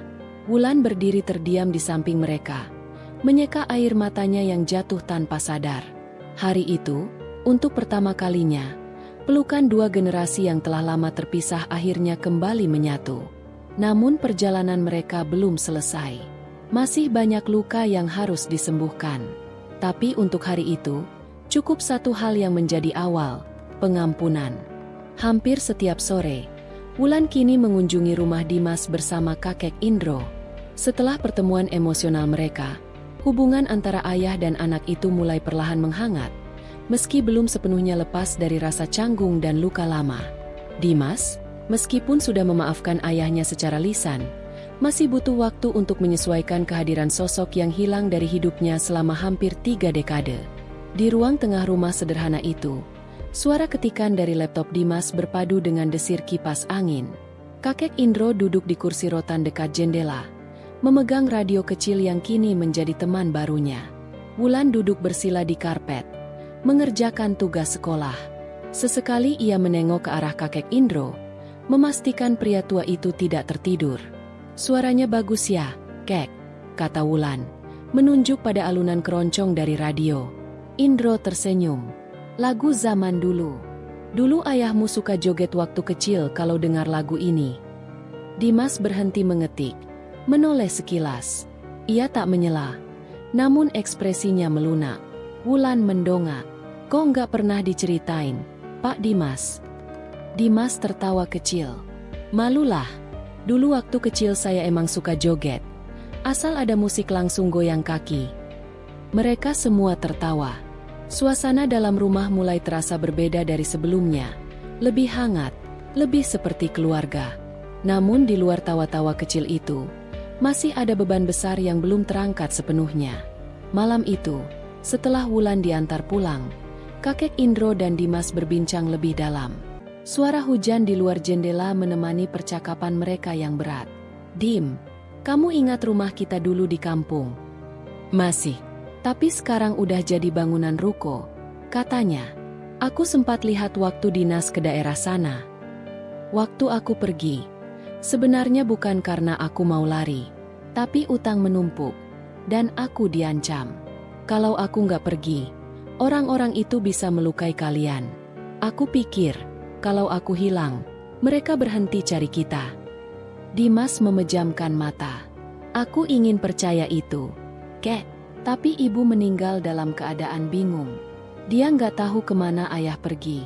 Nggak ada surat, nggak ada kabar." Indro menunduk. "Aku bahkan kehilangan penglihatanku waktu kerja bangunan di Jakarta. Mau kirim kabar pun nggak tahu kemana. Aku terlalu lama tenggelam dalam rasa malu." "Sekarang kita bisa mulai dari awal," ujar Dimas pelan. Beberapa hari kemudian, kabar kedekatan kembali antara Indro dan Dimas mulai tersebar ke telinga tetangga dan kolega Dimas. Beberapa menyambut dengan simpati, tapi tak sedikit pula yang bergunjing, mempertanyakan mengapa seorang pejabat seperti Dimas mau menerima ayah yang datang entah dari mana dan hidup menggelandang selama bertahun-tahun. Namun yang paling membuat Dimas terusik adalah sebuah pesan anonim yang ia terima lewat email kantor. "Hati-hati siapa yang kamu terima masuk rumah. Orang yang pernah buang keluarga bisa buang lagi. Dia bukan ayah yang kamu kira." Dimas tak memperlihatkan pesan itu pada siapapun, tapi pikirannya mulai terusik. Ia mulai bertanya-tanya, apakah benar semua yang dikatakan Indro? Apakah alasan dibalik kepergiannya dulu hanya sebatas utang dan perlindungan? Keresahan itu membuat Dimas diam-diam menyelidiki masa lalu ayahnya. Ia mendatangi kelurahan tempat mereka dulu tinggal, lalu melacak catatan kependudukan, serta mencari informasi dari mantan tetangga lama yang masih tinggal di sana. Dari seorang ibu tua yang dulu tetangga mereka, Dimas mendengar cerita mengejutkan. Waktu itu, Pak Indro sempat ribut sama orang-orang dari perusahaan koperasi. Katanya uang koperasi hilang, dan Pak Indro diduga terlibat. Setelah itu dia menghilang. Dimas merasa jantungnya berdegup lebih cepat. Ia pulang dengan kepala penuh tanda tanya. Malamnya, setelah Wulan pulang, Dimas duduk berhadapan dengan ayahnya di meja makan. "Kek, aku mau tanya satu hal. Tolong jawab jujur." Indro meneguk air putih. "Tanya saja." "Benarkah ayah dulu terlibat penggelapan dana koperasi?" Indro terdiam. "Lama. Saat itu aku jadi bendahara. Memang ada uang yang hilang. Tapi bukan aku yang ambil. Aku yang dituduh karena aku yang pegang buku kas." Berakhir. Tapi nggak ada bukti kuat. Dan aku terlalu takut membela diri. Makanya aku kabur. Kenapa nggak cerita dari awal? Indro menatap kosong. Karena aku tahu, siapapun yang dengar cerita itu pasti tetap mengira aku bersalah. Dimas menghela napas panjang. "Aku ingin percaya, Kek. Tapi aku juga perlu tahu semuanya." Hari-hari berikutnya, Dimas melakukan hal yang belum pernah ia bayangkan sebelumnya, membela ayahnya. Ia kembali ke kelurahan dan meminta arsip koperasi yang lama. Ia bahkan melibatkan seorang temannya di bagian hukum untuk menelusuri ulang kasus yang dulu tidak sampai ke ranah hukum karena kurang bukti. Di sisi lain, Hubungan Wulan dengan Indro makin kuat. Ia menyempatkan waktu lebih banyak bersama kakek itu, membantunya belajar membaca braille, mengajaknya jalan-jalan ke taman, bahkan mengajarinya mendengarkan dongeng lewat audiobook. "Wulan, kamu seperti cucu yang tidak pernah aku punya," ujar Indro di suatu sore. Dan kakek seperti keluarga yang Wulan cari selama ini. Hubungan keduanya menciptakan semacam ikatan tak tergambarkan. Bahkan di panti asuhan, Wulan mulai sering bercerita pada anak-anak lain tentang kakek Indro. Sebagian besar dari mereka ikut senang, tapi ada juga yang iri dan mulai menjauh. Suatu hari, seorang anak laki-laki bernama Lino bertanya ketus, "Emangnya kamu siapa? Sampai bisa deket sama orang kaya gitu? Dulu kamu juga ditinggal orang tua, sekarang sok punya kakek." Wulan hanya diam, menatapnya sedih. Ia tahu Lino hanya cemburu, mungkin karena merasa tak punya siapa-siapa. Namun malam itu, saat Wulan pulang ke panti, ia menemukan sesuatu yang aneh. Di tempat tidurnya, ada sebuah amplop dengan tulisan tangannya sendiri. Tapi ia merasa tidak pernah menulisnya. Ketika ia buka, isinya hanya sebuah kalimat. Orang tua yang pergi tidak akan pernah bisa kembali utuh. Wulan menggigil. Ia tidak tahu siapa yang menaruhnya. Tapi kalimat itu menghantam hatinya.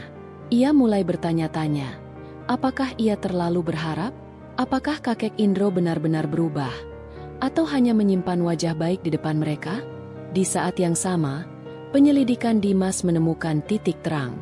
Dari dokumen lama yang ditemukan, ternyata ada indikasi manipulasi buku kas yang dilakukan oleh rekan Indro sendiri, seorang pria bernama Kusno, yang kini sudah pindah ke kota lain. Dimas meminta bantuan untuk mencari keberadaan Kusno dan akhirnya berhasil menghubunginya lewat media sosial. Pertemuan terjadi di sebuah kafe kecil.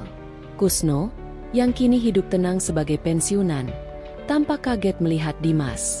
"Aku ingin tahu, Pak Kusno, siapa yang sebenarnya menggelapkan dana koperasi waktu itu?" Kusno menghela napas. "Jujur saja, itu aku.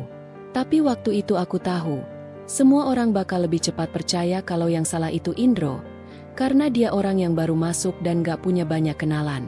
Aku diam saja, dan dia menghilang. Itu memudahkan semuanya." Dimas mengepalkan tangannya. "Jadi ayah saya dikorbankan. Dan aku menyesal sampai sekarang." Pulang ke rumah malam itu, Dimas langsung memeluk ayahnya. "Aku percaya sekarang. Dan aku bangga karena ayah memilih diam daripada mencelakai orang lain.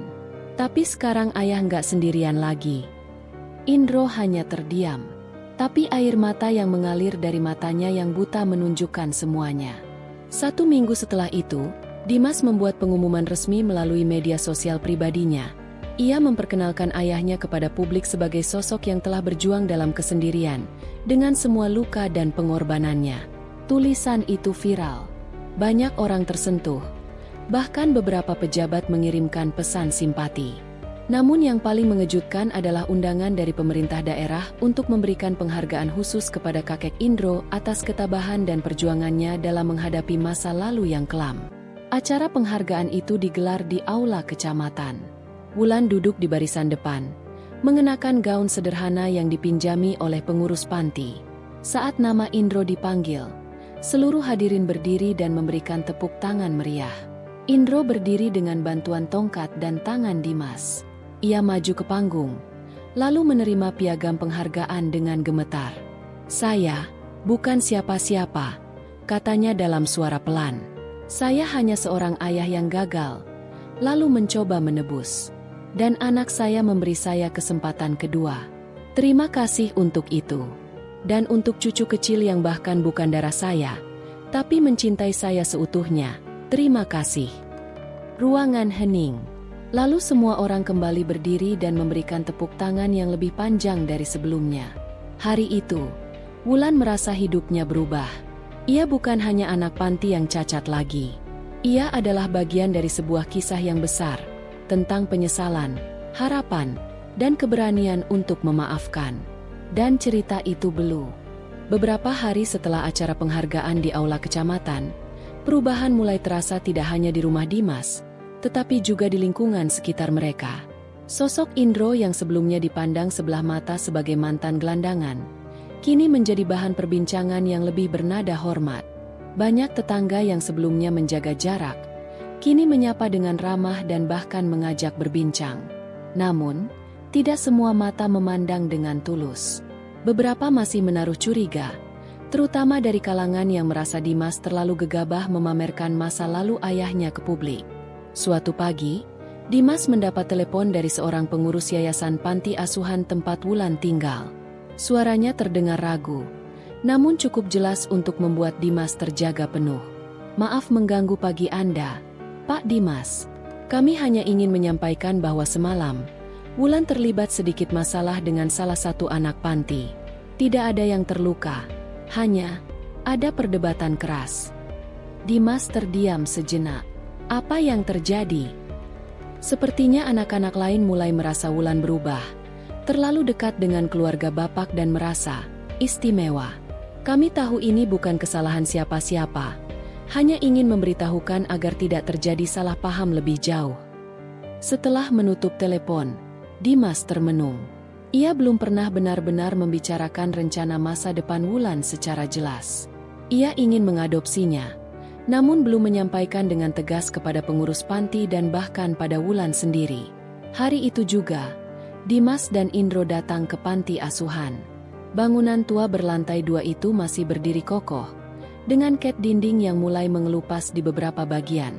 Anak-anak kecil terlihat bermain di halaman, namun sebagian dari mereka langsung berhenti saat melihat mobil Dimas memasuki halaman. Pandangan mereka menyeratkan rasa asing. Di ruang tamu panti, Bu Nadira, pengurus yang sudah lama mengenal Wulan, menyambut mereka. Ia wanita berusia sekitar 50-an, dengan wajah bersahaja dan mata yang cermat meneliti lawan bicaranya. "Kami senang Bapak datang. Wulan memang anak yang baik. Namun sejak beberapa waktu ini, ia mulai dijauhi teman-temannya. Mungkin karena ia sering dijemput, sering dibawa pergi, dan lebih banyak menghabiskan waktu di luar panti," kata Bu Nadira dengan tenang. Indro menggenggam tongkatnya lebih erat.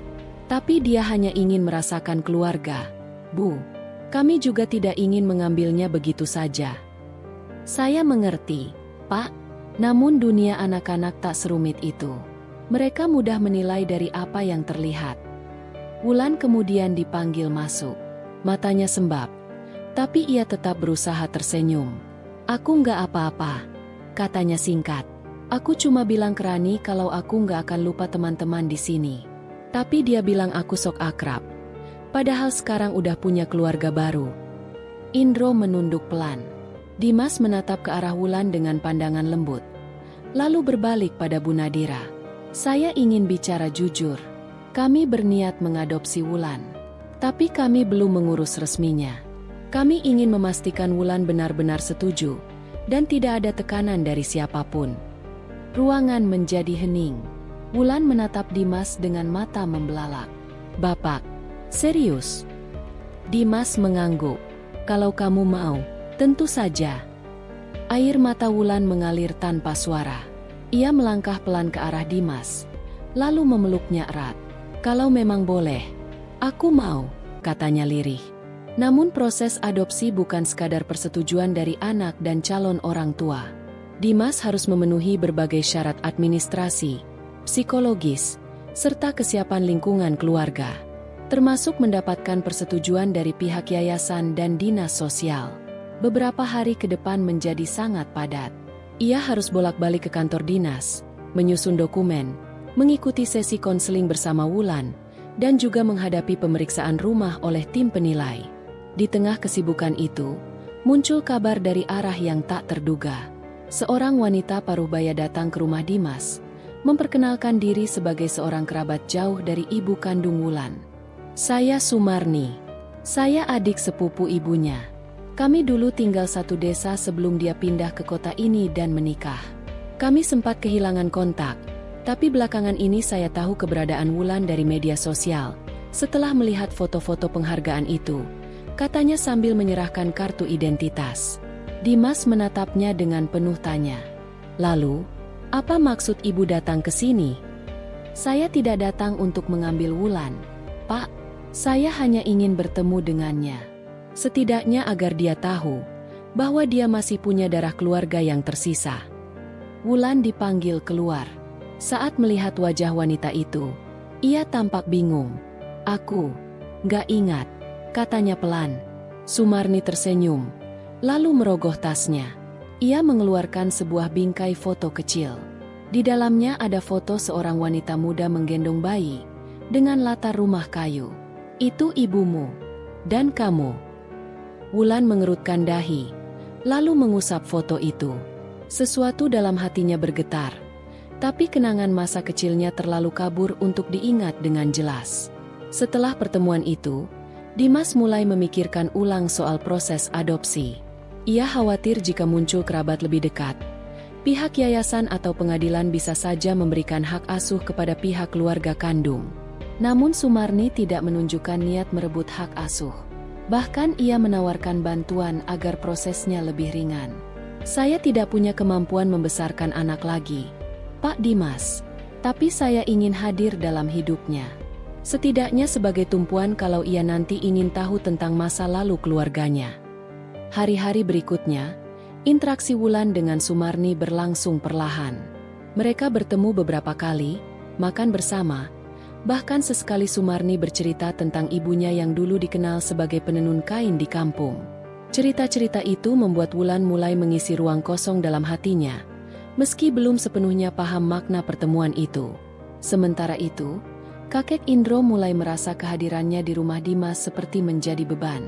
Ia melihat kesibukan Dimas bertambah, biaya pengurusan adopsi tidak sedikit, dan kini muncul kerabat dari pihak Wulan. Suatu malam, saat semua sedang tidur, Indro memberanikan diri duduk menulis surat dengan tulisan besar dan tidak rapi. Ia meninggalkan surat itu di meja makan, lalu pergi meninggalkan rumah hanya dengan membawa tongkat dan radio kecilnya. Keesokan harinya, Dimas menemukan surat itu. Aku bukan orang tua yang baik, dan aku juga bukan kakek yang layak. Wulan dan kamu sudah punya masa depan. Biarkan kalian melangkah tanpa aku. Aku akan baik-baik saja. Jangan cari aku. Dimas langsung panik. Ia menelepon beberapa kenalan, bahkan menghubungi rumah sakit dan tempat-tempat umum, tapi tidak ada yang tahu keberadaan Indro. Sementara itu, Wulan menangis sejadi-jadinya. Ia merasa kehilangan lagi, kali ini untuk yang kedua kalinya dalam hidupnya. Namun Wulan tidak tinggal diam. Ia mengajak beberapa teman panti untuk membantunya menyebarkan informasi lewat media sosial. Ia mengunggah foto kakek Indro dan menuliskan kalimat penuh haru. Aku tidak ingin ditinggal lagi. Kalau ada yang melihat kakek Indro, tolong beritahu aku. Aku hanya ingin memeluknya sekali lagi. Postingan itu viral.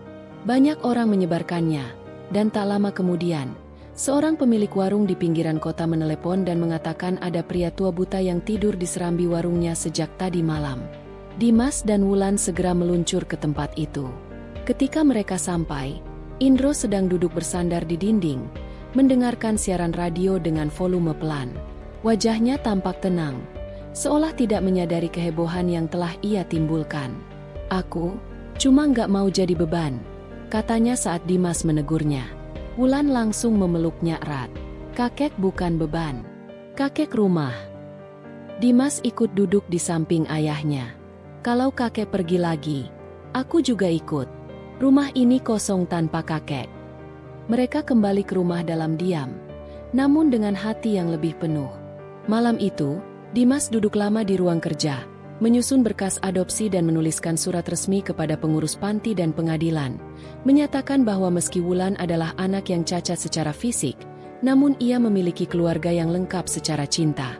Dan cinta itu, kini tumbuh tidak hanya dari darah, tapi dari luka, pengorbanan, dan harapan yang dipelihara bersama. Matahari pagi mengintip dari balik tirai jendela rumah Dimas. Cahaya keemasan perlahan membasahi ruang tamu yang sudah mulai terasa hangat oleh aroma roti panggang dan kopi hitam yang baru diseduh. Di dapur, Wulan sibuk membantu Bu Ratna memotong-motong wortel untuk sup makan siang. Sementara dari ruang tengah terdengar suara kakek Indro yang sedang menyenandungkan lagu lawas dengan nada pelan. Beberapa minggu telah berlalu sejak kepulangan kakek Indro dari pelariannya yang mengejutkan. Suasana rumah kini jauh lebih hangat dan damai. Namun, ketenangan itu tidak membuat Dimas lengah. Ia tahu bahwa proses adopsi Wulan belum sepenuhnya selesai. Meskipun pihak dinas sosial sudah memberikan lampu hijau dan Sumarni tidak menuntut hak asuh, sidang terakhir di pengadilan negeri tetap harus dijalani agar semuanya sah di mata hukum. Pagi itu, Dimas duduk di ruang kerja sambil menata berkas. Di antara tumpukan map coklat, ada satu lembar surat panggilan sidang dari pengadilan. Sidang ditetapkan dalam waktu 5 hari ke depan. Ia menarik napas panjang. Ia belum pernah merasa tegang menghadapi persidangan, meski selama ini berkecimpung di banyak proyek sosial.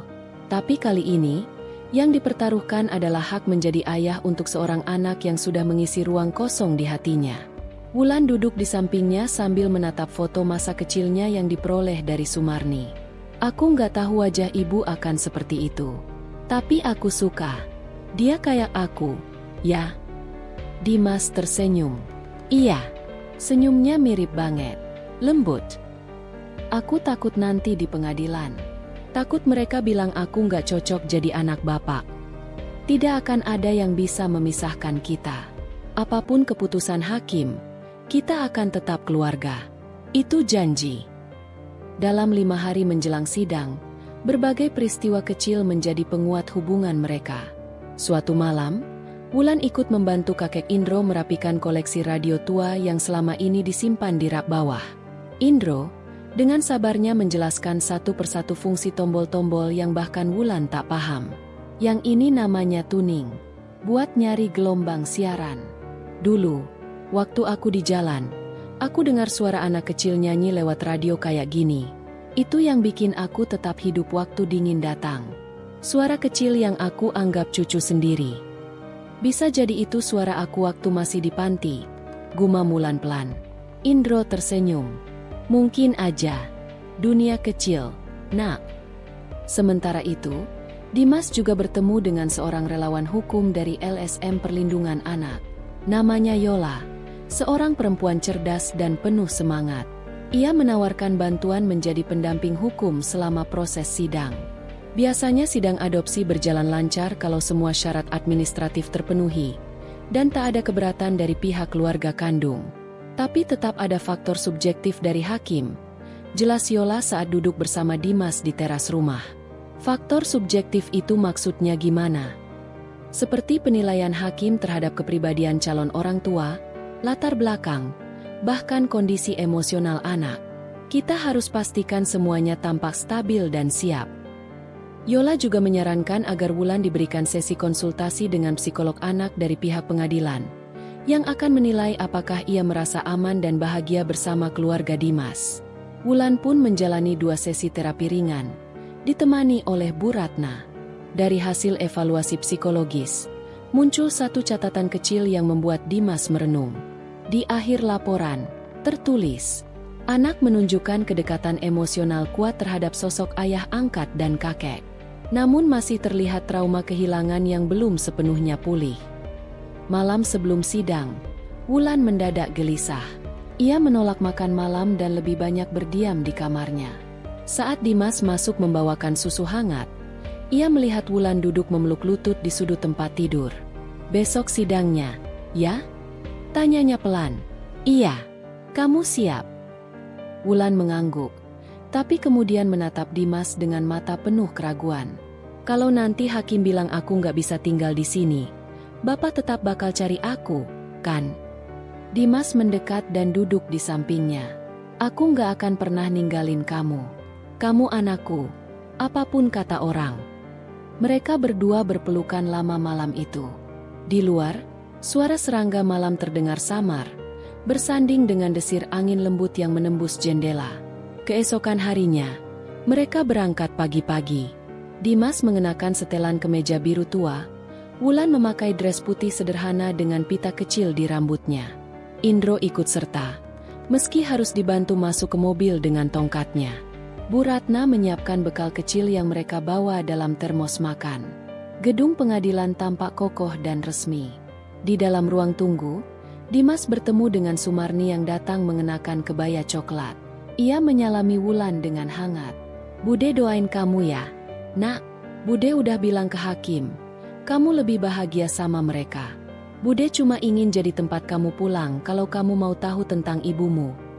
Saat sidang dimulai, ruangannya terasa dingin. Hakim yang memimpin, seorang pria berusia sekitar 60 tahun bernama Hakim Raffi, terlihat tenang dan berwibawa. Ia didampingi 2 orang hakim anggota dan 1 panitera. Sidang berjalan formal.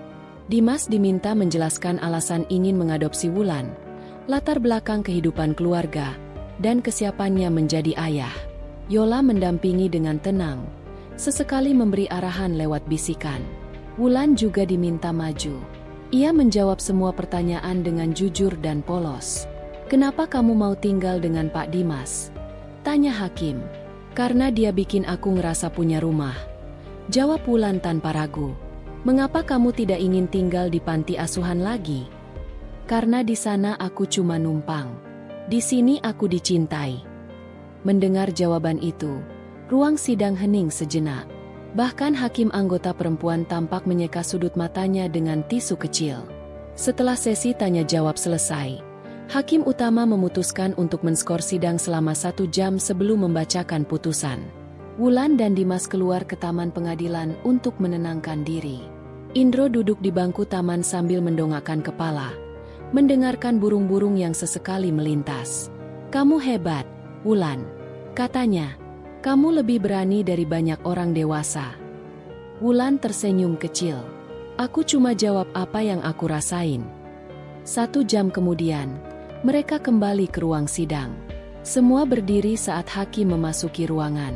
Setelah mempertimbangkan bukti dan kesaksian, serta mendengar langsung pernyataan anak dan keluarga pengaju adopsi, maka pengadilan memutuskan untuk mengabulkan permohonan adopsi. Dengan demikian, saudari Wulan secara sah dan legal menjadi anak dari saudara Dimas. Sebelum kalimat itu selesai, Wulan memeluk Dimas erat. Air mata mereka mengalir, bukan karena sedih, melainkan karena kelegaan yang sudah lama ditunggu. Kakek Indro berdiri dengan susah payah dan ikut mendekap mereka. Di luar gedung, Sumarni menghampiri mereka dengan senyum tulus. Ia menyerahkan sebuah kotak kecil kepada Wulan. Di dalamnya ada sehelai selendang tenun tua dan surat tulisan tangan. "Itu warisan terakhir ibumu," katanya. Wulan membaca surat itu dengan suara bergetar. Surat itu ditulis saat ibunya masih hidup. Ditujukan untuk Wulan jika kelak tumbuh dewasa. "Maaf kalau ibu nggak bisa nemenin kamu besar. Tapi ibu percaya kamu akan jadi anak yang kuat. Kalau kamu baca ini, berarti kamu udah ketemu orang yang sayang sama kamu. Jangan lupa bahagia, ya." Hari itu menjadi tonggak baru dalam hidup mereka. Tidak hanya Wulan yang mendapatkan keluarga, tapi juga Dimas dan Indro yang menemukan makna baru dalam peran mereka. Rumah itu kini bukan sekadar tempat tinggal, tapi ruang penuh kasih yang lahir dari luka, harapan, dan keberanian saling percaya.